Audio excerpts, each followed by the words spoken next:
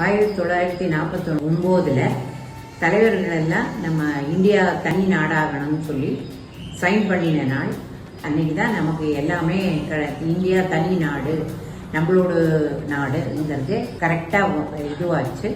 அந்த சமயத்தில் தான் 1950 நான் பிறந்தேன்.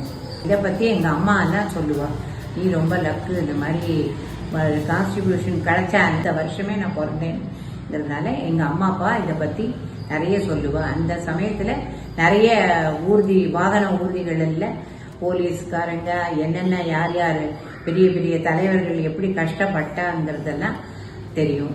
அந்த ரிப்பப்ளிக் டேங்கிறத ஜனாதிபதி தான் ஃப்ளாக் ஹோஸ்டிங் பண்ணுவார். அன்னைக்கு ஸ்கூல்ஸில் அதெல்லாம் பெரிய ஆளை கூப்பிட்டு ஃப்ளாக் ஹோஸ்டிங் பண்ணி எங்களுக்கு பலவித டான்ஸு, மார்ச் பாஸ்டிங், பலவித ப்ரோக்ராம்ஸ் எல்லாம் பண்ணுவோம். அதெல்லாம் உட்காந்து ரசித்து பார்த்துட்டு எங்களுக்கு எல்லாருக்கும் சாக்லேட்டு, ஸ்வீட்ஸு அந்த மாதிரி எதாவது கொடுப்பா.